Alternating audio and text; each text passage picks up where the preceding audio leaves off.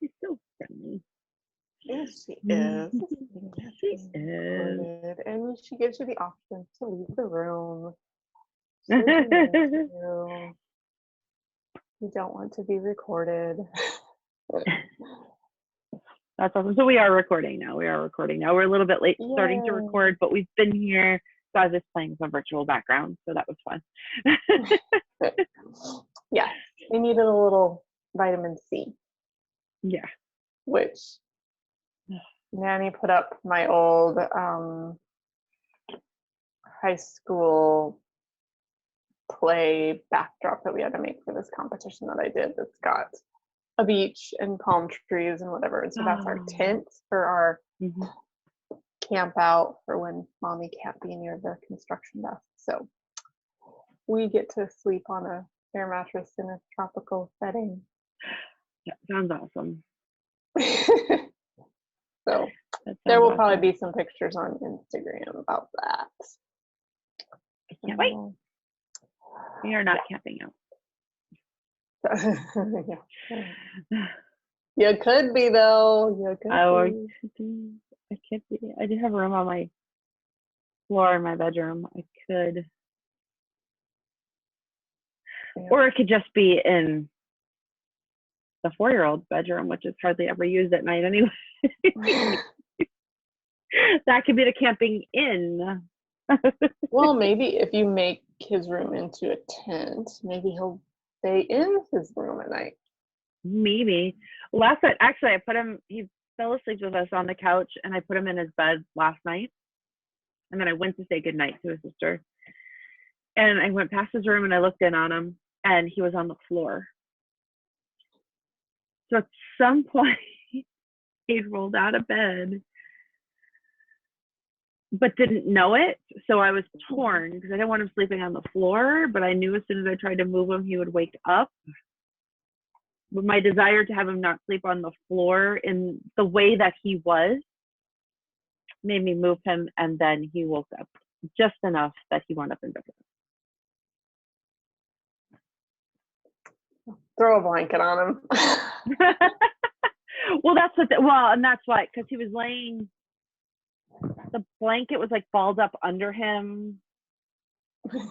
And yeah, that's what I'm saying, like the weird position he was in. I was just like, this isn't viable for the long term. Oh yeah. My daughter launched herself off the bed onto a wooden mattress on the floor. So it's not a far, but the room, we live in a 120 plus year old house. And so the bedroom that we're in cantilevers over the front porch.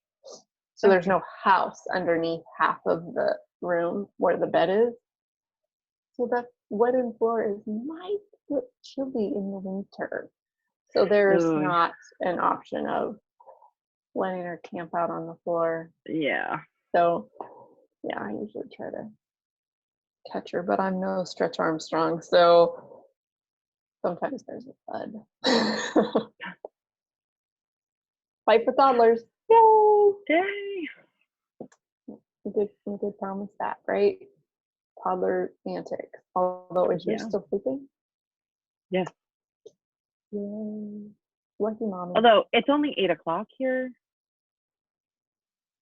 So him getting up soon would be on par for a Sunday, I think. 8 o'clock. I think I can count on one hand, maybe just 2 fingers the time Eden's been asleep at 8 o'clock in the morning. Well, he didn't go to sleep till 10. Yeah. Because Daddy and sister were out late last night. So helping paint. We were just helping paint the floor. Okay. Yeah. So hi, I'm Mindy. Hi, I'm Erica. As usual, we continue our conversation from before the camera turns on. Right. And then we realized, hi. Nobody knows who we are. Nobody knows who we are, but you're here because it's a virtual table and we didn't mean to ignore you. But when you walk in the middle of a conversation, you have to wait. Isn't that what happened? Pause, right? Yeah. So. No. Hi, I'm Mindy. And this is Auntie Kirka. I'm also known as Eden's mom because you lose your individual identity with motherhood sometimes, or at least in the presence of littles once they start talking. Yeah. Yeah. At school, particularly, and other places. So, I mean, even starting in daycare, it's, you're Ollie's mom. Yes. So. Yeah. I haven't had that experience yet. But yeah.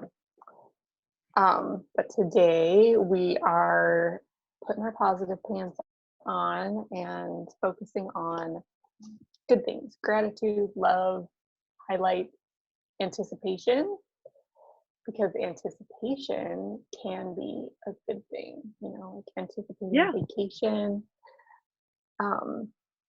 can just bring more positivity into the experience before the good thing, right? And so that's what we want to bring to you today. So where do you want to start? Let's start about positives from last week. Let's recap last week. Good things from last week. Things we're happy about. I learned to break. I learned to bake, although I did break it. I learned to bake bread. I baked bread. Now, it looked amazing. It smelled good. Did it come out all that great? Would Paul Hollywood approve? No, it was very dense. I believe it was underproofed. Again, I was telling Mindy that my learnings of baking bread come from her and Paul Hollywood. So my guess is it did not rise enough. And I don't know if I killed the yeast in the starter, or I didn't prove it long enough, or unless you added chlorinated water or poured the salt right into the starter and mixed that up and then put it in, it's unlikely that you killed it. But okay.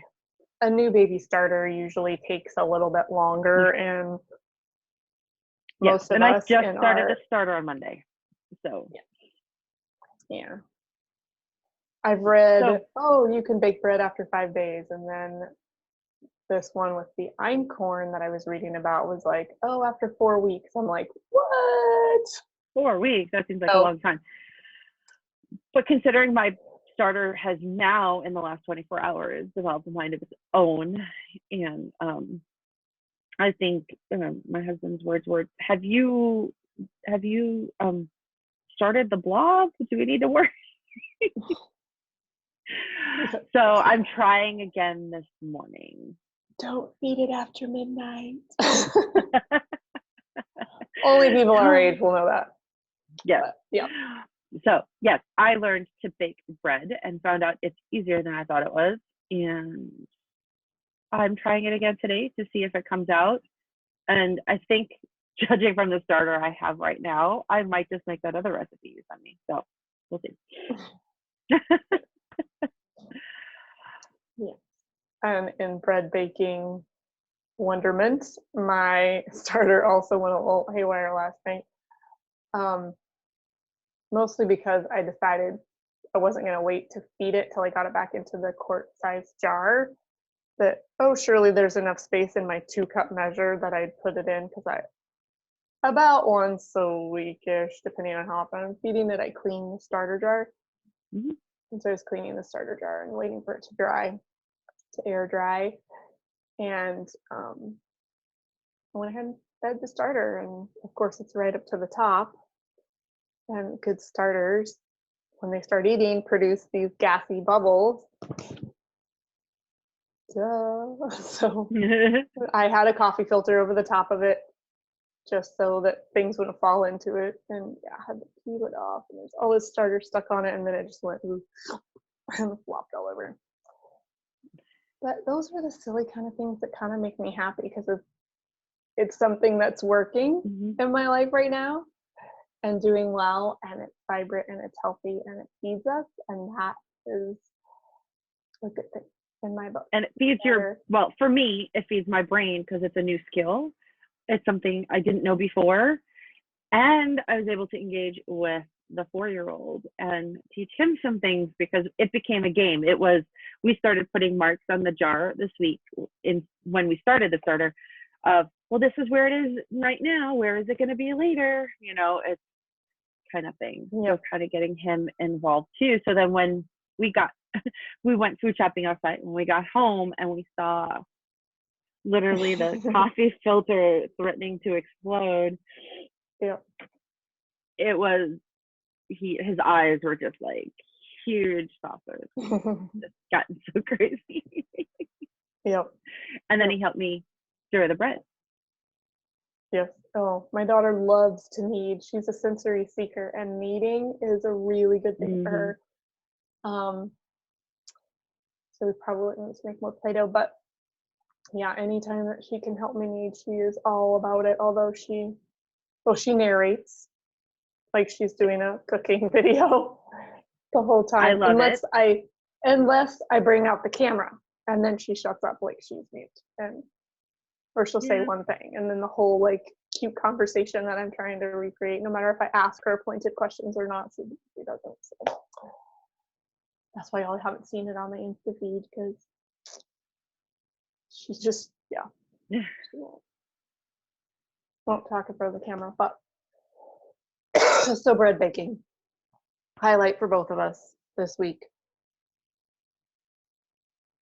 Although my daughter is disappointed that it has not resulted in another batch of cinnamon rolls. Oh, I might need that because recipe. I had a good cinnamon roll recipe, and it's a vegan one, and it's quick, but it uses a whole lot of commercial yeast, which I'm trying to cut out of our diet right now. And the sourdough one that I made last time was really good. I need to figure out where I stuck that recipe. But it takes like overnight, and the 4-year-old's like, what do you mean? But I've made cinnamon rolls before.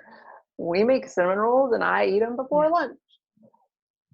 Well, yeah, but we need to try a different recipe. Well, that's not a good recipe. Why do we have to wait till tomorrow? Right. Well, that's why I think I might make pretzels, because on that page with the bread, they had a pretzel recipe that looked really tasty. And Dennis has been craving pretzels. Probably, I think you start to crave some of the things that, whether they're good for you or not good for you, it's like the things that aren't as easy to get sometimes. Like you have bananas in your house all the time, and all of a sudden you're like, well, I can't go get bananas. I really want a banana right now. It could still be fruit that you're really craving too. Yeah. So yeah, ultimately. Yep. For me, it was always the thing that mom made, or whatever, when you're away at college and you're like, I can't make salmon patties and macaroni and cheese in my dorm room. It sure sounds good. Yeah. What other wins this week? Oh, I got my house cleaned and started on the path of organization. I went because, so school is out, but for us, it was already pre-planned because we were on spring break this last week. So I had taken the week off. So we're now work from home, and the teenagers now study from home, but we were both off all week anyway. So I went room by room, and like I scrubbed the bathroom, and then I organized my bedroom because I also had to move my workspace for work into my bedroom because my husband's also working from home. I did the den, which it doesn't look like it, but this is actually relatively organized. Well, so that's the teenager space, and I've told her that for studying this week she has to organize her space, and because it's her space, like, right? Yep. My workspace is organized how I'm going to work and how I will work most efficiently. I've told her she needs to do the same. All of the different, we still have to kind of work on the kitchen a little bit, but today we are working on the pantry and moving outside to weeding. But yeah, I dusted,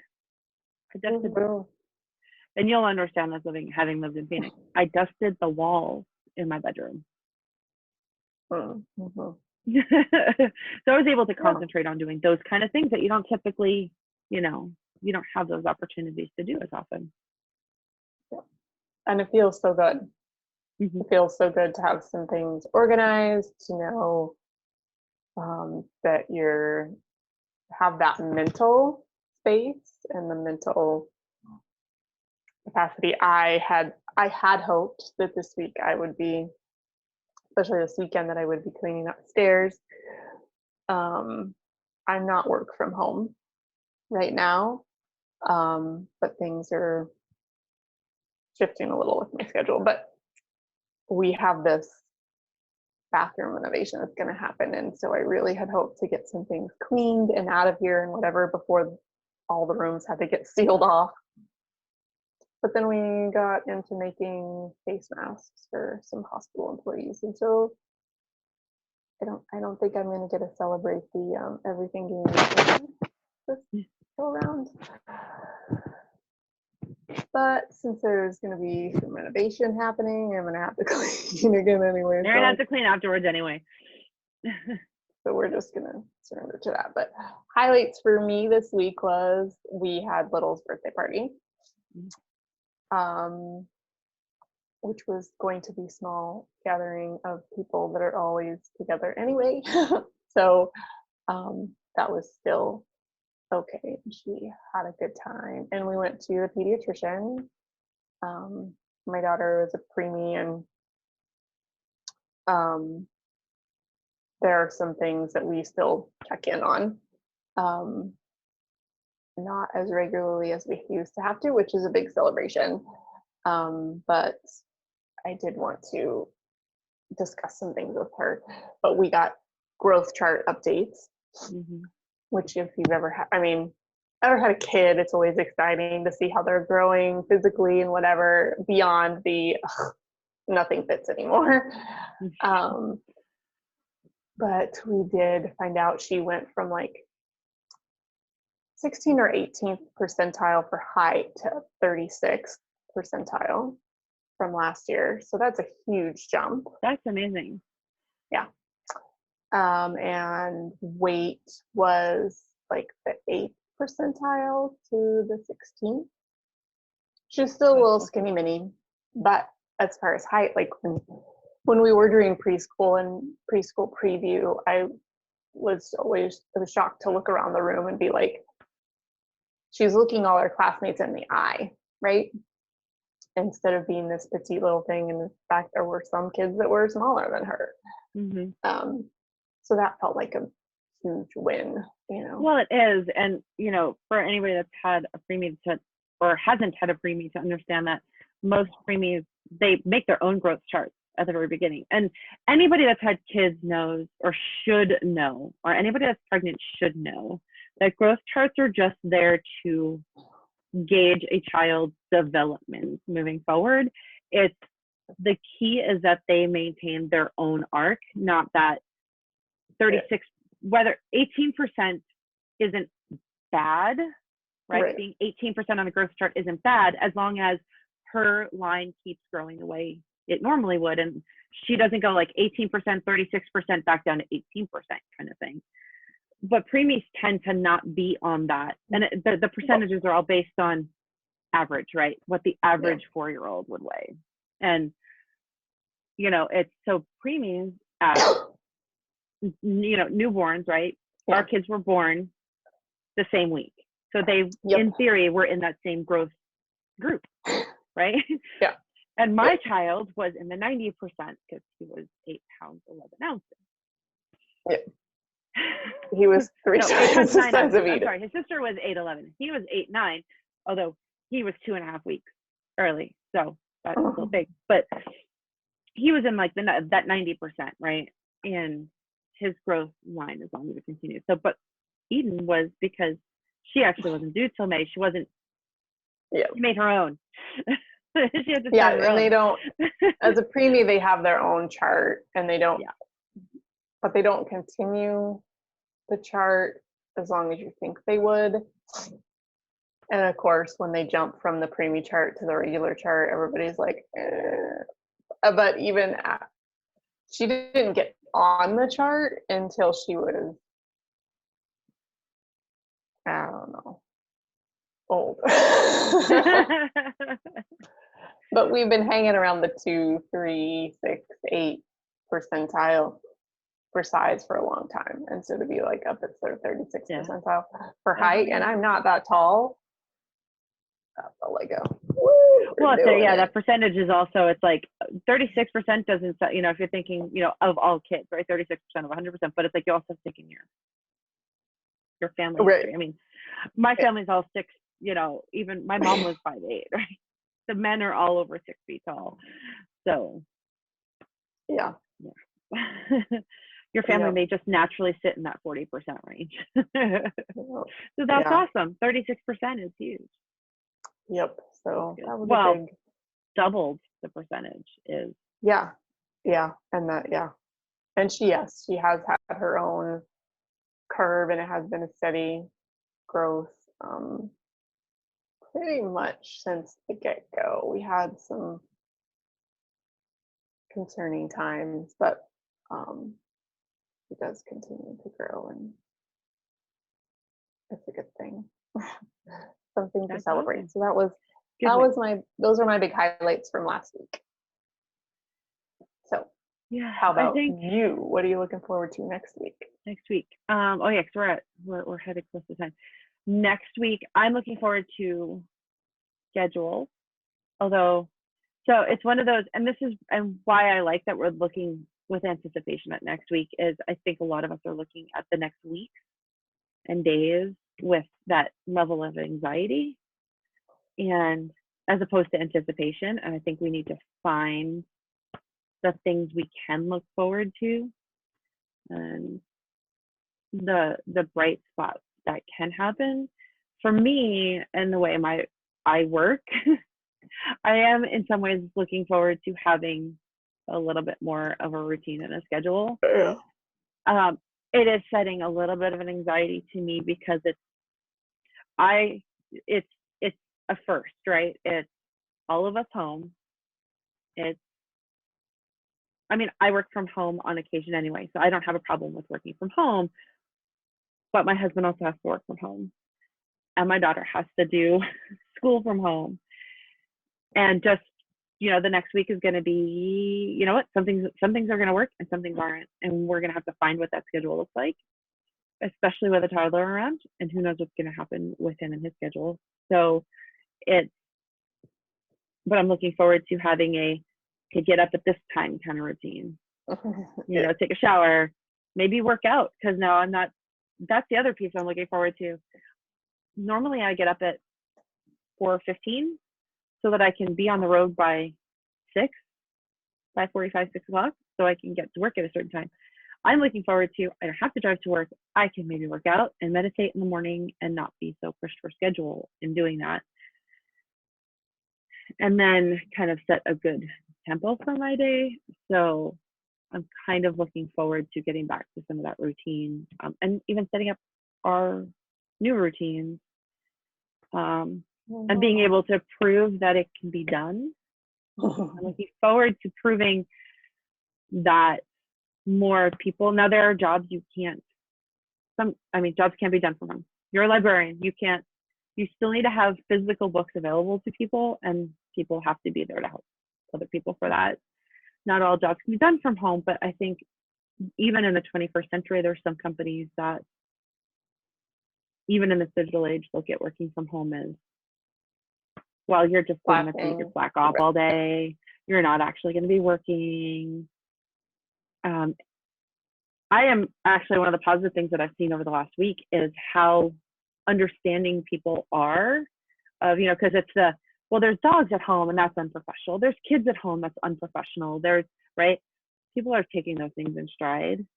And I'm looking forward to kind of proving that more jobs can be done from home. More jobs can be done on flexible schedules, because if the 4-year-old's home all day, my husband and I are not going to be doing start work at 7 a.m. and work at 4 p.m. Right. Both of us at the same time. It can't happen. So I'm looking forward to some of that, while also some time at home with the kids. even though it's causing some anxiety of being in these four walls, all enclosed. Good, But good things can still make you anxious. yeah, exactly. You know. But I'm trying to take that as motivation and energy to do and kind of work through it. I guess what helped me the last couple of days, what I'm looking forward to this week, and then I'm going to let you go and I'm going to stop chattering on, is Brene Brown started her new podcast this week. And her first one is about FFPs, which is flanking first time. Ours is a little, our show's a little bit more family friendly, so we're gonna not first, but yeah. And this is all a first time, right? I've worked from home before, I don't have a problem, but working from home with my husband home, working home with my kids home, that's all first time.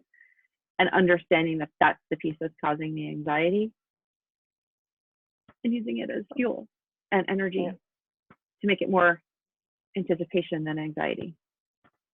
Yeah. I credit her and I credit Michelle a little bit in helping me process a little bit better. That's awesome. Better than I would have a year ago. A year ago, I probably would have curled up in a ball. What are you looking forward to? Yay for Healing Journeys. So we signed up for Walk Kansas, which is a program through our county extension that you can get together with a team to focus on healthy living, hydrating, eating fruits and vegetables, and exercising. They convert minutes to miles, and they have mapped out different journeys. If you can walk around the 8 wonders of Kansas, which is so many miles, during the 8 weeks, 10 weeks, I can't remember how long we're supposed to be doing this. You can walk from one end of Kansas to the other, or you can do another scenic route or whatever, which is just a number of miles, right? And so I started that with my mom, and so Eden and I went to our little walking park where you can be physically distanced from other people. And we started doing some walking and getting outside, and I have potatoes that need to get put in the garden, and I've got some things sprouting that I'm going to have to transplant probably to another pots inside before I can take them outside, because it's Kansas and it's March. And so we not only have the in like a lion, out like a lamb, or vice versa. We have, that's a daily thing. You can have the day come in like a lion and in like a lamb. The week you can have a sandwich, lion, lamb, lion, whatever. So we've had you guys had snow this week, right? Didn't you show me you had snow this week? So we did have some blowing snow. We've had, so typical Marches, you can have 70-degree weather, 10 below, winds, whatever. So we went to the doctor on Thursday in winter coats and had the air conditioning on the way home. And then the wind came up and I-70 was closed for blizzards in, 14-hour period. So gardening is a little bit of a hit and miss, but I have cucumber plants that are outgrown their little shoebox greenhouse, so they need to get into something before they get into the ground. So I am looking forward to getting my hands in the dirt. Will those grow with in the tower cucumber? They can grow in the tower. My tower needs a thorough scrubbing and then put together. I've got to order some of the mineral blend. I don't have a place for it in the house. If I could have it in the house, I could start it now, but there's not a place for it in the house, because I also don't have enough grow lights for it in the house, because I don't have a place in the house that has a good enough window where I could start it and then move it outside. But yes, cucumbers do great on the tower, and that's an amazing product if you want to have more fresh produce and options to have it in your house and not have to worry about grocery stores or E. coli outbreaks or whatever else. You can grow greens, you can grow herbs, you could technically grow flowers. Oh, and the new microgreen add-on. Yes. Yes. Amazing. Yeah. And anyway, the new, not that it just came to my head. I didn't know if cucumbers. I've never grown a cucumber. Yes. Things that you can grow aeroponically are things that grow up. Potatoes, carrots, no, they grow down. Can't grow them. But I know people that grow Brussels sprouts and tomatoes. I know. Lots of tomatoes, lettuces, lots of greens, microgreens of all kinds, kale, collard greens. You know, some people that do celery. Some people have one that's dedicated to berries. They just do strawberries. Those are the other one. Yeah, peppers. Yep, you can do peppers of all kinds. So gardening, that's a good positive. Herbs.